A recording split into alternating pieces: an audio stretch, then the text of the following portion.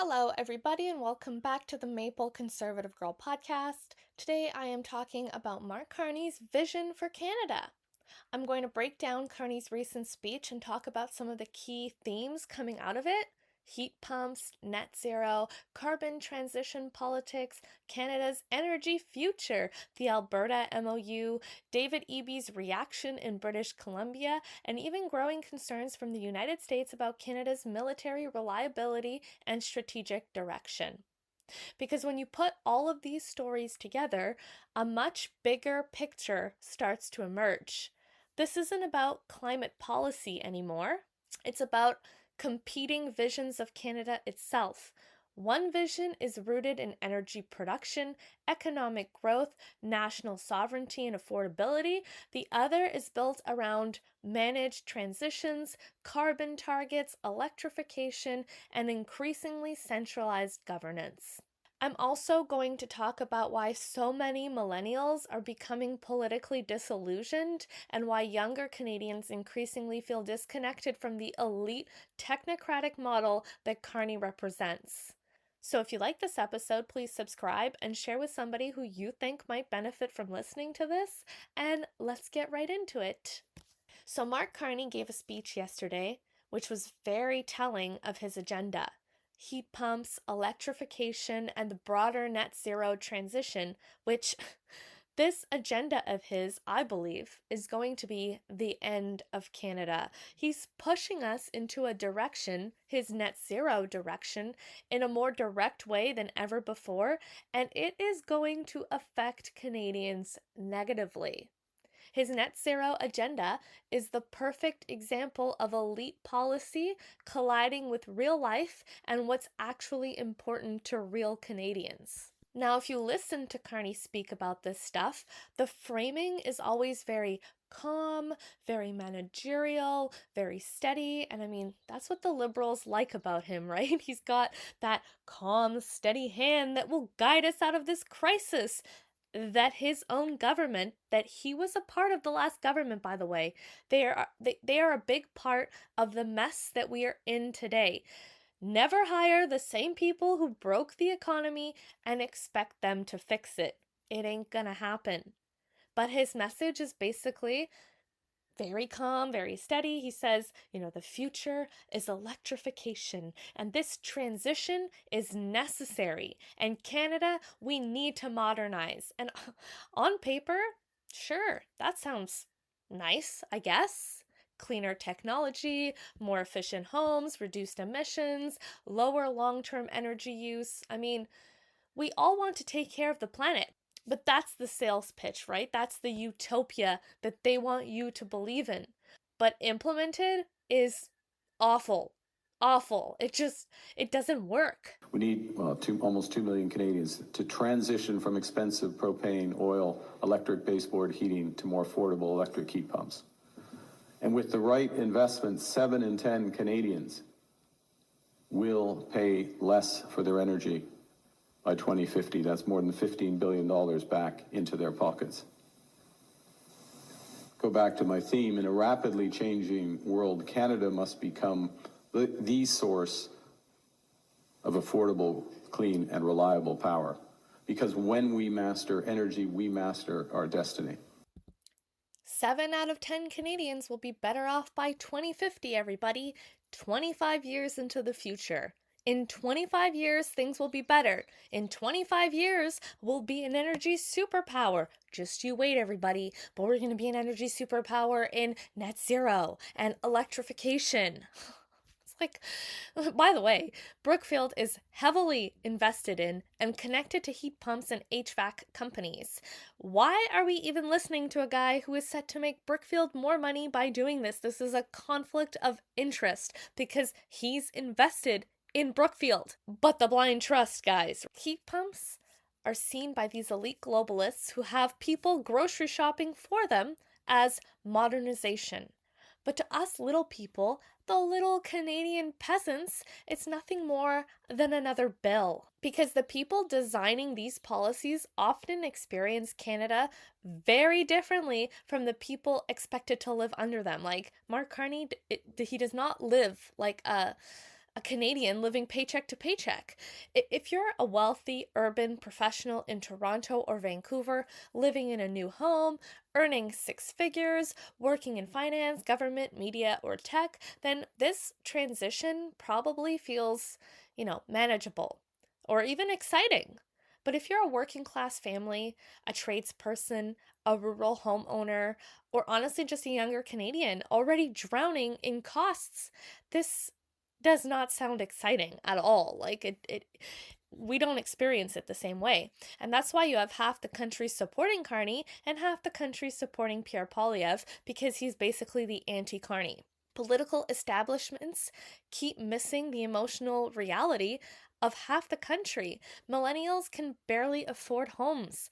A lot of people my age aren't buying houses. They're renting tiny apartments, living with roommates longer than they expected. I know people who live in like communal homes where each of these random strangers rents a room in the house for like $850 and they share the kitchen and the bathrooms. Like as if we're still in university. Or they're moving further and further away from major cities just to survive financially. And what's happening now is the people living in the rural areas are already seeing our beautiful countryside villages getting like modernized because people are moving from the city. We don't want that. So we move further away from our home villages. And now the same political system that presided over a housing affordability disaster is telling people, oh, by the way, you also need to electrify your whole life. New heating systems, energy upgrades, carbon prices, higher compliance standards, and again, maybe some of these technologies are useful, but that's not even the core issue. Like, the core issue is trust. We do not trust that these transitions will actually make our lives better or more affordable. They won't. Just look at Germany as an example. Germany is basically the warning story that conservatives point to when governments try to rapidly redesign an energy system from the top down. For years, Germany was presented as the global model for the green transition. Huge investments in renewables, massive climate targets, aggressive decarbonization plans, shutting down nuclear energy, expanding electrification, and moving away from fossil fuels. The idea was that Germany would lead the world into the net zero future, which seems to be what Carney wants to do, except it's not going to work. The reality hit Germany like a ton of bricks. Energy prices exploded. German households and businesses, little people like us, ended up paying some of the highest electricity prices in the industrialized world. And this was not just like an inconvenience, like, ugh. It became a serious economic issue. Manufacturing competitiveness weakened, heavy industry started struggling, people were openly angry about energy costs, and suddenly politicians had to confront something that they underestimated. People care about affordability and reliability more than climate. Being a climate activist, caring about the climate, is a luxury, because when you are struggling to just survive, you don't care about the climate. You have to be taken care of. The government has to take care of us before they start pushing this net zero stuff onto us. We need to have a good economy. If the government wants us to start caring about climate, we need to be well taken care of by them. And then the Russian-Ukraine war happened, and that exposed an even bigger problem. Germany had made itself heavily dependent on Russian natural gas while simultaneously shutting down reliable domestic energy sources like nuclear, which, like, why? Like, it just doesn't make sense. You virtue signal about using clean energy and push your people to pay higher electricity bills and to use clean energy, and you push this, solar and wind. But again, the whole world relies on oil and gas, so instead of using your own reliable energy, you import it from Russia. So when the geopolitical situation changed, Germany found itself vulnerable almost overnight. After years of climate transition messaging, Germany ended up scrambling for LNG imports and reopening or extending fossil fuel energy usage just to stabilize their system. That's the part that you won't hear from Mark Carney when he talks about rapid electrification in Canada. He's trying to shove this down our throats. In theory, transition plans sound smooth and orderly, but it's like a nightmare in practice. It doesn't work. All it does is impoverish the little people and make people invested in green tech and net zero rich. And this is why we are so skeptical when we hear Ottawa confidently talking about electrifying everything. Because Canada is colder, more spread out, bigger. We have a lot of rural areas, farmers, truckers trucking across the massive country that we are in. We're more resource dependent, and geographically, we're harsher than Germany in many ways. But the government, when talking about electrification, turn to Europe and say, well, Europe is turning to electrification, so that means the future is electric. If Germany, one of the richest and most industrially advanced countries in the world, struggled this badly with the net zero transition by pushing it onto their people, what do you think is going to happen here in Canada? Conservatives are sick of political leaders pretending that the trade-offs don't exist because it doesn't exist for them. Doesn't mean that it doesn't exist for everybody else. Canada is not California. It's not Europe. I know that Mark Carney likes to say that we're like the most European of all European, non-European nations, which is like so ridiculous. But we're not Europe. We're a massive northern country with brutal winters. People heat their homes for survival here. Politicians and climate planners often talk about, electrification as if the infrastructure challenges are already solved, but they're not. You're talking about increased pressure on electrical grids, but don't worry, Canada will double its grid in the next 25 years. We're talking about higher hydro demand and huge regional differences across the country. What works in downtown Vancouver does not work in northern Alberta or rural Saskatchewan or here where I am. These transitions are not just simple or painless, like we feel it.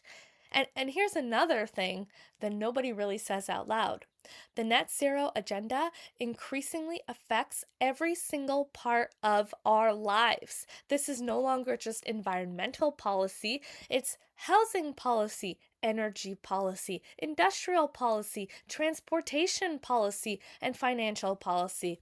Everything is now connected to emissions targets. All this after years of inflation, after years of crazy housing costs, interest rate shocks, and declining purchasing power. Canadians are now being told that they also need to participate in a massive economic transition that will only benefit us in 2050. 7 in 10 Canadians will be better off in 2050, everybody. Remember when Justin Trudeau said that the carbon tax rebate was making 8 in 10 Canadians better off? What a joke. What a lie. And maybe Carney genuinely believes this is necessary. He probably does. But we're the people expected to absorb the costs of it, not him. Now, as you may have heard, we're also advancing discussions on a potential pipeline to transport at least 1 million barrels a day of low-emission Alberta crude to Asian markets. The pipeline will only advance. Thank you. There we go. I'd like to welcome the pathways to this. The pipeline will only be advanced with the following prerequisites being met. The first is the building of pathways, renamed the Oil Sands Alliance. This is the world's largest carbon capture, utilization, and storage project. It will make Alberta oil amongst the lowest carbon intensity per barrel produced, in other words, on a Scope 1, Scope 2 basis. Secondly, it requires that British Columbians should share substantial economic and financial benefits from projects that include or impact them. And thirdly, it requires fully respecting Canada's duty to consult under Section 35 of the Constitution. Non-negotiable. And that includes whether to designate a project being in the national interest. That includes the conditions placed on the project, and it includes ensuring Indigenous economic benefits, partnerships, and opportunities for co-ownership. Does this sound like a prime minister who wants a pipeline in Canada? It will never get built as long as he's in power. Canada cannot function economically without its energy sector. Alberta pays the bills here in Canada. Oil and gas still generate enormous wealth for this country. Jobs, investment, exports, government revenue, energy security. It is exactly what would make us an energy superpower if the government actually wanted to make Canada strong and sovereign and an actual energy superpower. But when they talk about energy superpower, they're talking about net zero. Just like so ridiculous. The reality is that the whole world still runs on oil and gas. But at the exact same time, Carney is still deeply committed to the net zero transition framework. So some of his caucus members are upset, like Stephen Guilbeault and Gregor Robertson, basically his entire BC caucus. There are fractures in his caucus because of this MOU, but the truth is that Carney is not abandoning climate politics at all. He's trying to redesign Alberta's oil industry so it fits inside the climate transition model so that he can get rich. That's what this Alberta MOU is really about. It's not about actually getting a pipeline built. A pipeline will not get built, okay? The Indigenous people have already come out and said, nope, it's not going to happen. Investors will not invest here under Carney's ridiculous requirements. They're not going to be able to find an investor. It's just not going to happen. Now, officially, the agreement talks about energy cooperation, industrial transition, carbon reduction, investment certainty, carbon capture, and long-term emissions targets. And politically, this allows Carney to send two different messages at the same time, to have his cake and eat it too. To Alberta, he's saying, I support your industry, even though we all know that he doesn't actually support the industry. If he did, he would get out of the way and let industry do its thing. And also to the climate policy class, he's saying, don't worry, the industry will still operate under emissions constraints, and we're doubling the grid, and the future is electrification. So he's trying to pander to two different opposing views. But he's not suddenly pro-oil and gas. This is not a retreat from net zero. It's an attempt to absorb Alberta into the net zero framework. With British Columbia and all the provinces and territories on changes to the federal carbon pricing benchmark to align those with these new commitments. Now, as you... Yeah.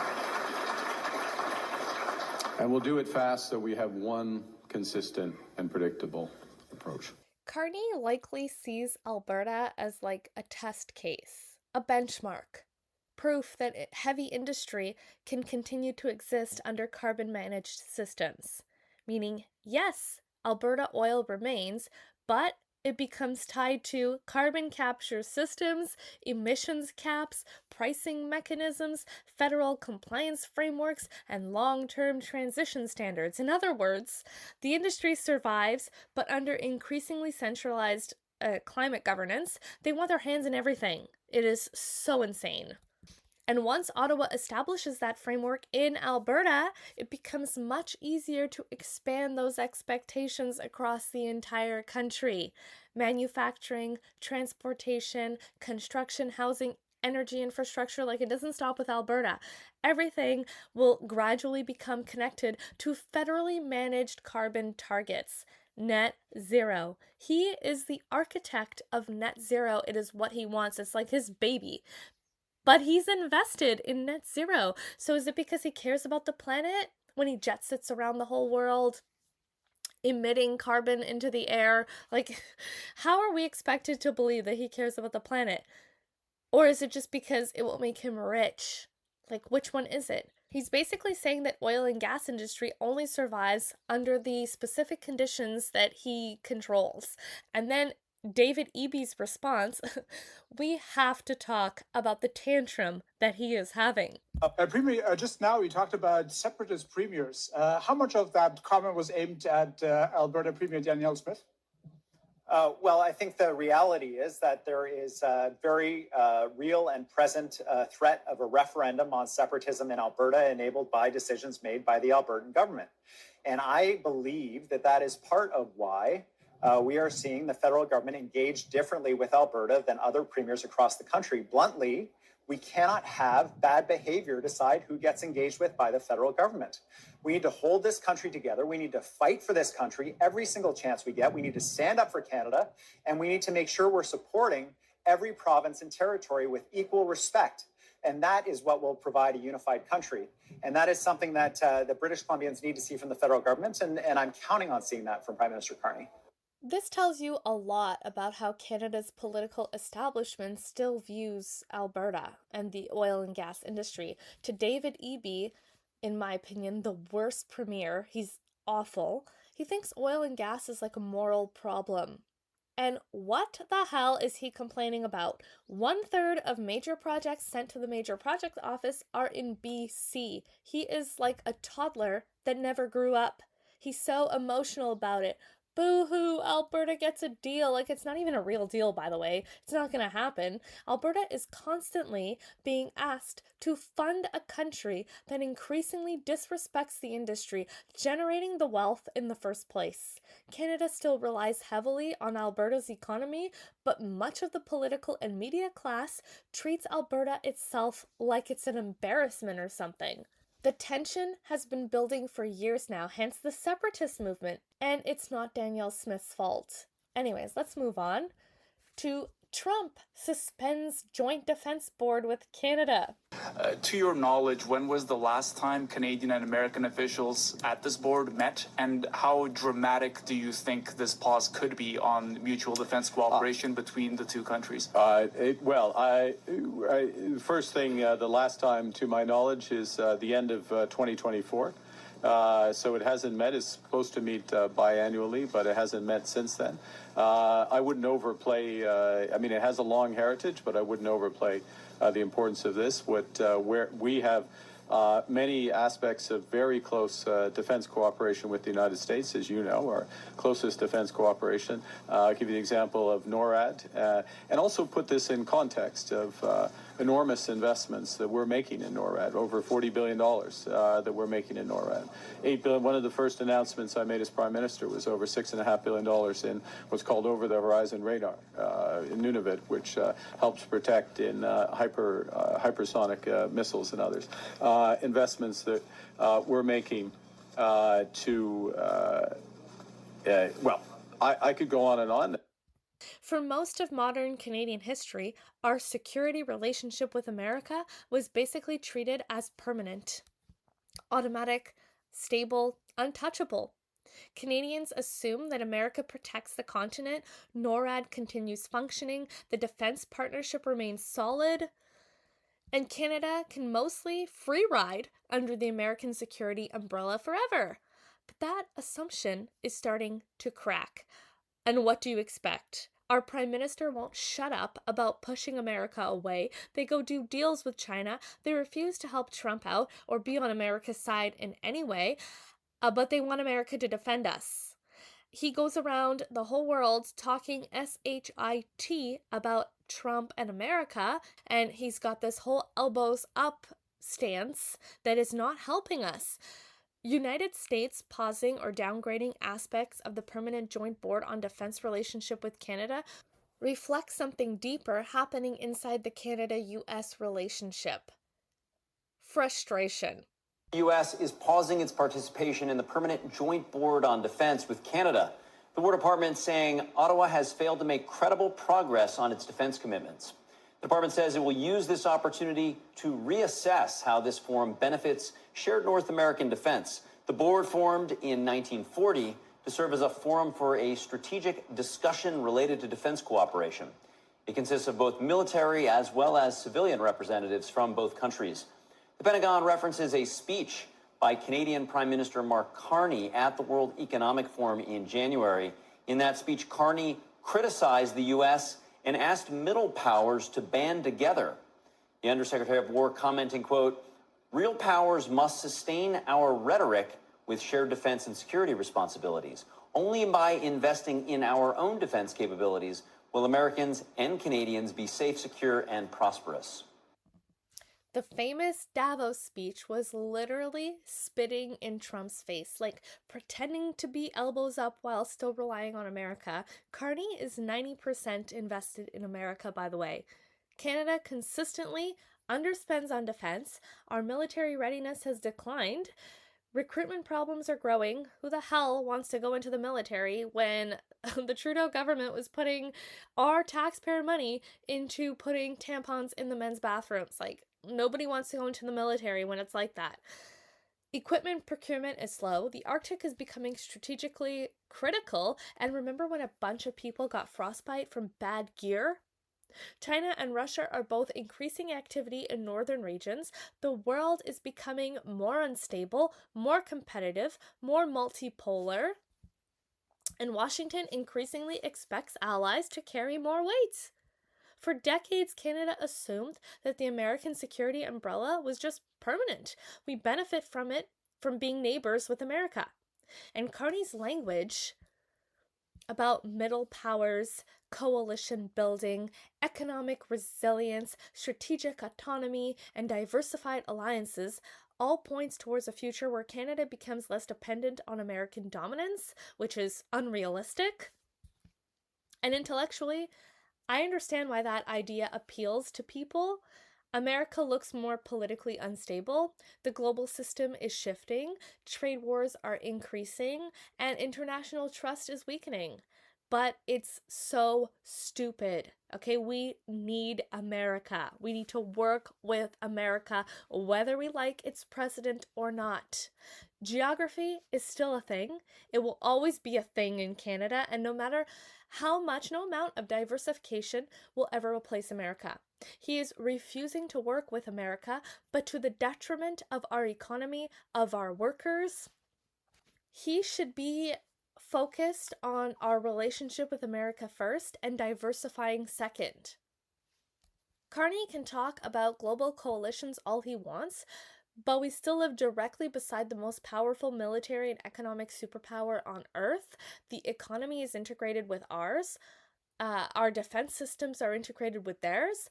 Our geography is inseparable from theirs. And trying to loosen that relationship while Canada itself is internally fragmented is bad news.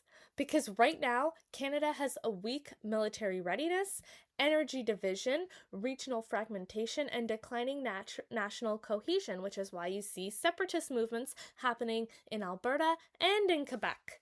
We can barely agree internally on pipelines or resource development, and yet parts of the political class speak as though Canada is ready to operate as some kind of fully autonomous middle power leader. Like, it's just not going to happen.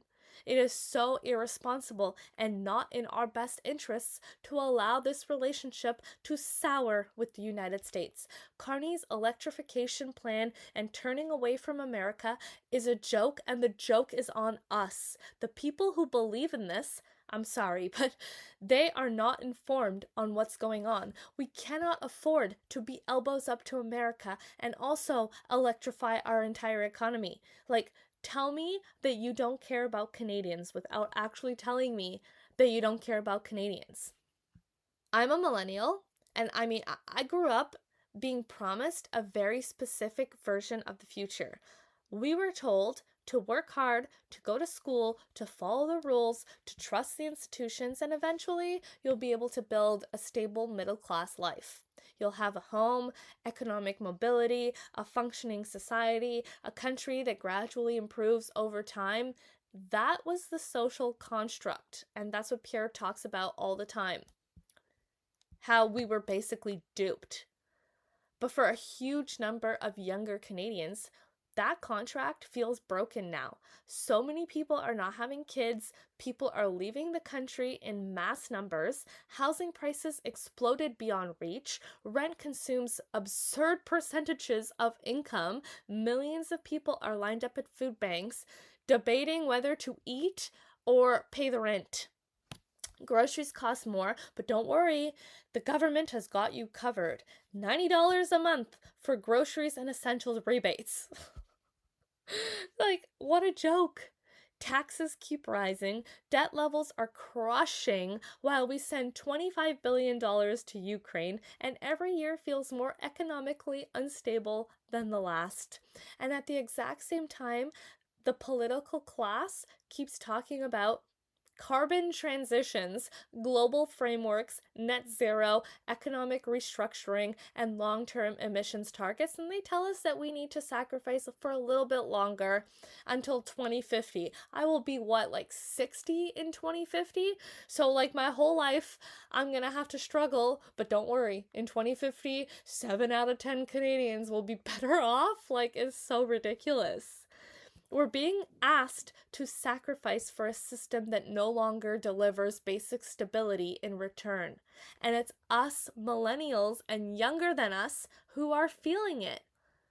It's not even about left versus right. It's becoming, managerial elites versus ordinary people trying to maintain a decent standard of living, which is almost impossible at this point. And Mark Carney represents that managerial class almost perfectly. He represents elite technocratic governments, a top-down approach, and that's how he's governing this country.